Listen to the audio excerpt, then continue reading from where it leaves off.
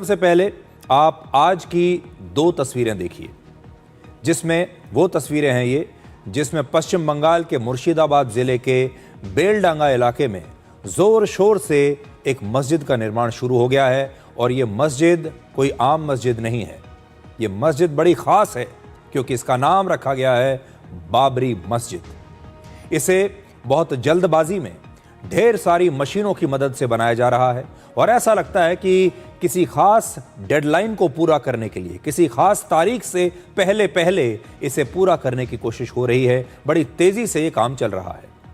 अप्रैल में पश्चिम बंगाल में विधानसभा के चुनाव होने वाले हैं, इसलिए सवाल यह है कि चुनावों से ठीक पहले बाबरी मस्जिद बनाकर मुगल आक्रमणकारी बाबर को फिर से जिंदा करने की कोशिश आखिर क्यों हो रही है, ये कौन कर रहा है और इससे किसे फायदा होगा?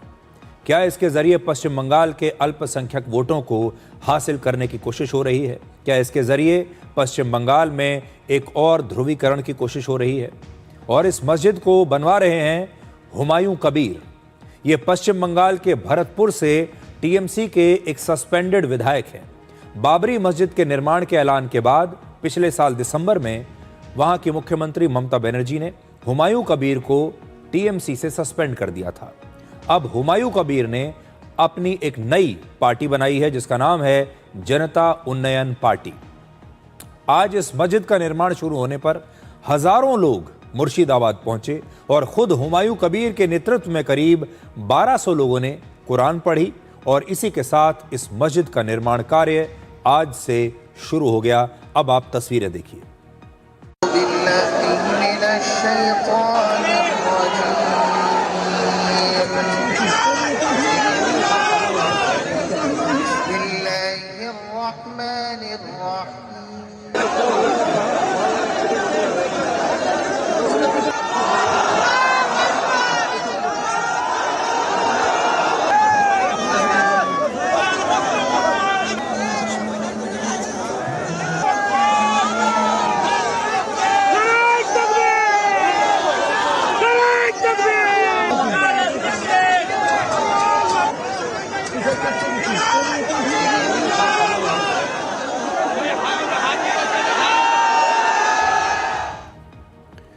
ये सब कुछ हो रहा है धर्मनिरपेक्षता के नाम पर, सेकुलरिज्म के नाम पर, अभिव्यक्ति की आज़ादी के नाम पर।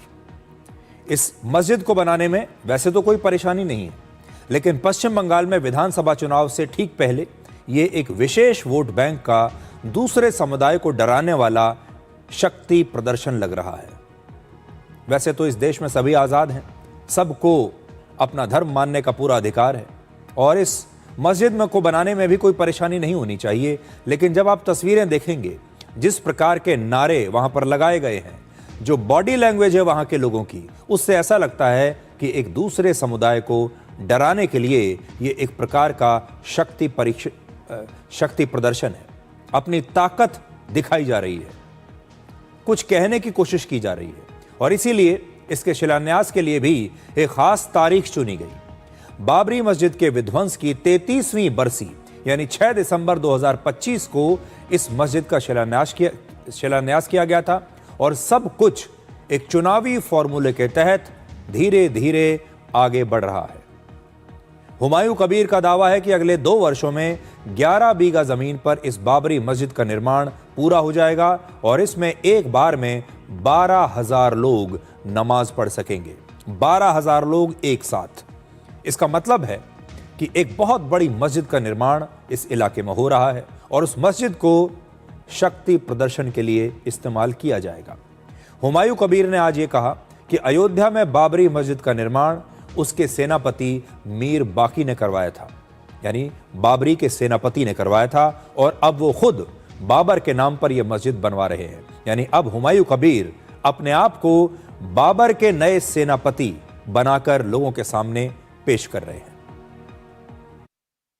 किसी लोग जो बोल रहा है जो बाबरी क्यों बनते हैं, तो 1529 साल में जो 464 वर्ष पहले जो बाबर ने भारत सम्राट वो उनको जो मीर बाकी उनको जो सेनापति था उनको देके जो बाबरी मस्जिद बना के गया, वो 1992 6 दिसंबर वो डिमोलाइजेशन कर दिया, वो तोड़ दिया। इसीलिए मैं बुक में बहुत अच्छा था जो क्यों ये तोड़ा, क्यों ये डिमोलाइजेशन किया। ताई मेरा भारत का मुसलमान होने के तरफ, एक छोटा सा मुसलमान होने के तरफ अल्लाह को ऊपर लाखों लाखों शुक्रिया कर रहा है जो ये मेरा जो मन का बात है ये पूरा होने चाहिए। जो विरोध करने दीजिए, इंशाल्लाह ये काम पूरा करेगी। 2 साल से पूरा बाबरी मस्जिद यहाँ स्ट्रक्चर कंप्लीट हो जाएगी और मस्जिद बनाएगी कोई मुसलमान, इनको विरोध करेगी, इनको उखाड़ फैलेगी, इनको सत्ता से उखाड़ फैलेगी। आज बड़ा सवाल ये है कि क्या ये राम मंदिर का बदला लिया जा रहा है? बाबरी मस्जिद का जो विध्वंस हुआ था, क्या ये उसका बदला लिया जा रहा है? अयोध्या में जो भव्य राम मंदिर बना सुप्रीम कोर्ट के आदेश के बाद, क्या ये उसका बदला लिया जा रहा है? दूसरी बड़ी बात यह है कि ममता बनर्जी ये सब कुछ एक मूक दर्शक के तौर पर देख रही हैं और इस सब को होने दे रही है। दुनिया को दिखाने के लिए ममता बनर्जी ने इस विधायक को अपनी पार्टी से सस्पेंड कर दिया। लेकिन क्या मामला यहीं खत्म हो जाता है? यह विधायक सस्पेंड हो चुका है, लेकिन उसके बाद इतने बड़े स्तर पर यह वहां पर बाबरी मस्जिद बनाना चाहता है। और ममता बनर्जी अगर चाहती तो इसे रोक सकती थी, क्योंकि उनके राज्य में कुछ ऐसा हो रहा है जो शायद नहीं होना चाहिए था, या आप ये कह लीजिए जिसके पीछे मंशा ठीक नहीं है, इरादे ठीक नहीं लग रहे, और ममता बनर्जी को इसमें हस्तक्षेप करना चाहिए था। लेकिन वो नहीं कर रही, क्योंकि वो जानती हैं कि सबका अल्टीमेट जो फायदा है वो उन्हीं की पार्टी को होने वाला है। अब से 2 महीने के बाद जो चुनाव होंगे उस पे इस मस्जिद को बनाने में लगभग 55 करोड़ रुपए का खर्चा आएगा, और इसके लिए अब तक लोगों ने 11 करोड़ रुपए का चंदा इकट्ठा कर लिया है। इस मस्जिद के अलावा 30 बीघा जमीन पर एक अस्पताल, एक यूनिवर्सिटी और एक 5 स्टार होटल भी बनाया जाएगा। और इस समय इसे देखने के लिए, इस साइट को देखने के लिए दूर दूर से लोग मुर्शिदाबाद पहुंच रहे हैं। इस दिन हमारे लिए मुकद्दस दिन है, क्योंकि ये दिन हमारे लिए बहुत मुकद्दस है, इसलिए कि हमारे एक मस्जिद था, उसका नाम था बाबरी मस्जिद। उसको कुछ लोग अमन और फैल और शांति वाला नहीं देख रहे चाहते, इसलिए हम लोग ये मस्जिद फिर उसको डिस्टर्ब कर रहे हैं, इसलिए कि हम लोग फिर ये मस्जिद जिंदा रहे, कि आबाद रहे। हम हुगली जिला से आया है बाबरी मस्जिद का देखने के लिए।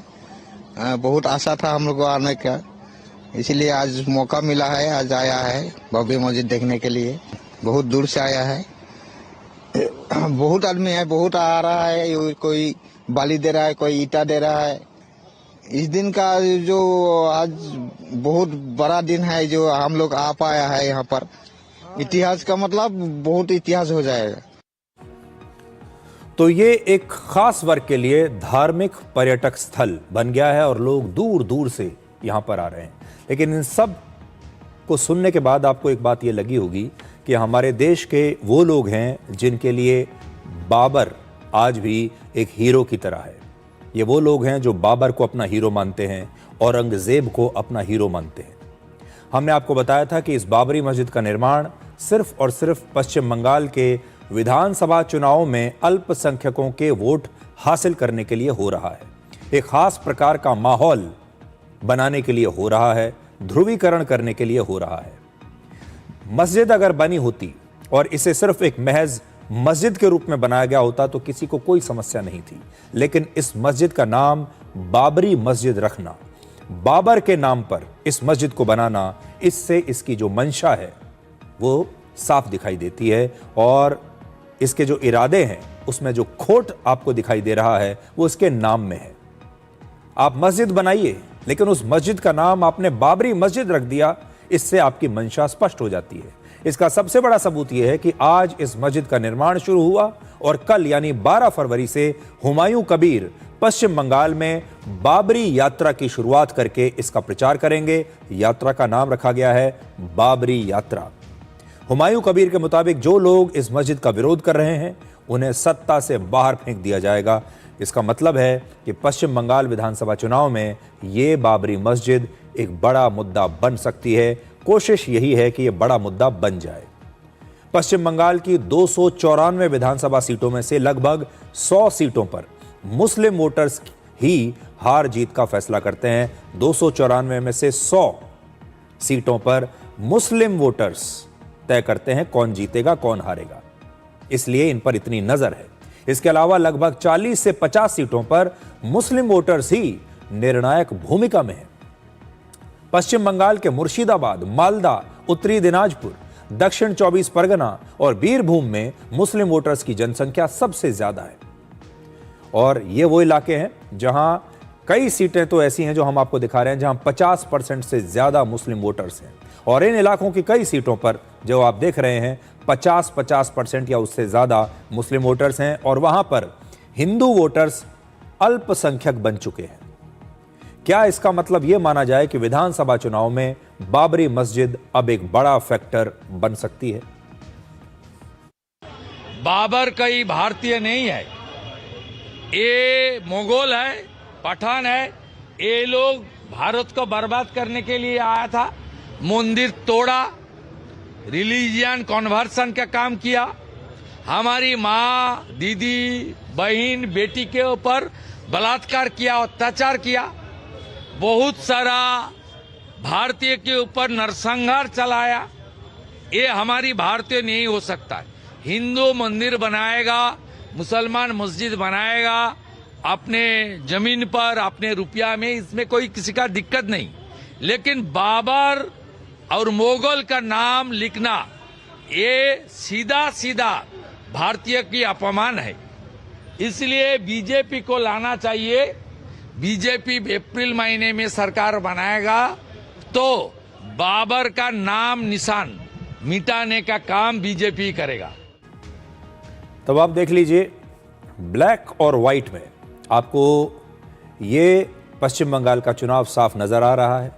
एक पक्ष ये कह रहा है कि हम अगर जीते तो भव्य बाबरी मस्जिद बनाएंगे क्योंकि बाबर हमारा हीरो है। दूसरा पक्ष ये कह रहा है कि अगर हम जीते तो बाबर का नामो निशान मिटा देंगे। 2026 में ये चुनाव होने वाला है। इस आर्टिफिशियल इंटेलिजेंस के युग में ये चुनाव होने वाला है, और ये चुनाव लड़ा जा रहा है बाबर के नाम पर। बीजेपी का आरोप है कि यह मस्जिद पश्चिम बंगाल के मुख्यमंत्री ममता बनर्जी को चुनाव में फायदा पहुंचाने के लिए बन रही है, और हुमायूं कबीर असल में उनका ही ये खेल खेल रहे हैं। वो अब भी ममता बनर्जी की टीम में है, जबकि टीएमसी कहती है कि मस्जिद को लेकर विवाद बढ़ाने की वजह जो है वो पूरी तरीके से राजनीतिक है। इस मुल्क में कहीं भी मस्जिद बने कोई रोक टोक नहीं है, लेकिन कोई बाबर और गजनी के नाम पर मस्जिद बनाएगा तो ये कहीं से भी स्वीकार नहीं। हुमायूं कबीर टीएमसी का ही विधायक है, टीएमसी ने उसको निकाला जरूर है, लेकिन ममता बनर्जी जानबूझकर उसको बाबरी मस्जिद बनाने के लिए उकसा रही हैं और वो बना रहा है। लेकिन बाबर के नाम पर कोई मस्जिद बनेगी ये कहीं से भी स्वीकार नहीं है। हिंदुस्तान की सरजमी पर कोई बाबरी और गजनी के नाम पर मस्जिद नहीं बन सकती। यहाँ एक डेमोक्रेटिक स्टेट है, यहाँ पर कि कोई व्यक्ति किसी मंदिर या मस्जिद या गिरजा या गुरुद्वारा, वो खुद का जो धर्म का प्रेयर का जगह है वो कर सकते हैं, लेकिन उसके पीछे धर्म के लिए उसका रिस्पेक्ट है या पॉलिटिकल मार्केटिंग है वो देखना चाहिए। ये हुमायूं कबीर तो 2019 में भाजपा कैंडिडेट था, तो अब जब वो ये बाबरी मस्जिद के लिए इतना रिस्पेक्ट अचानक बढ़ गया है, ये एंटी भाजपा वोट को कंफ्यूज करने के लिए यूज किया जा रहा है। तो हमारे देश में हमारा अपना कानून है, हमारे देश में सुप्रीम कोर्ट है, हमारे देश में हमारा संविधान है, लेकिन कानून को हम कितना मानते हैं अब जरा उस पर नजर डालिए। आपको याद होगा बाबरी मस्जिद और राम मंदिर का जो विवाद है ये सुप्रीम कोर्ट तक गया था। सुप्रीम कोर्ट ने एक आदेश सुनाया था। सुप्रीम कोर्ट ने अयोध्या में राम मंदिर बनाने के लिए सिर्फ 2.77 एकड़ जमीन दी थी, जिस पर राम मंदिर बन चुका। लेकिन बाबरी मस्जिद का निर्माण करने के लिए सुप्रीम कोर्ट ने राम मंदिर से करीब 2 गुना ज्यादा 5 एकड़ जमीन दी थी। अब आपको उस जमीन की स्थिति दिखाते हैं जो कि सुप्रीम कोर्ट के कहने पर अयोध्या के पास बाबरी मस्जिद बनाने के लिए सुप्रीम कोर्ट ने संविधान के हिसाब से, कानून के हिसाब से जिस जगह को आवंटित किया है, जो जगह दी गई है, यह है असली साइट बाबरी मस्जिद का, जहां 5 एकड़ जमीन सुप्रीम कोर्ट के आदेश के बाद दी गई है। लेकिन इस जमीन पर अभी तक कोई काम शुरू नहीं हुआ है, यहां तक कि बाबरी मस्जिद का नक्शा तक पास नहीं हुआ है। लेकिन अयोध्या से करीब 950 किलोमीटर दूर पश्चिम बंगाल के मुर्शिदाबाद में एक और नई बाबरी मस्जिद बनाकर एक नया विवाद खड़ा करने की कोशिश हो रही है। इससे यह पता चलता है कि सुप्रीम कोर्ट ने जो आदेश दिया उसका ये लोग कितना पालन करते हैं। मंगलवार यानी 10 फरवरी को उत्तर प्रदेश के मुख्यमंत्री योगी आदित्यनाथ ने भी कहा कि बाबरी मस्जिद का पुनर्निर्माण कभी संभव नहीं है और जो लोग इसे बनाना चाहते हैं उनका यह सपना कभी पूरा नहीं होगा। जो लोग अभी सपना देख रहे हैं बाबरी ढांचे का, तो उनको हम भी ये बता देना चाहते हैं कि कयामत का दिन कभी नहीं आने वाला है और कभी नहीं आएगा।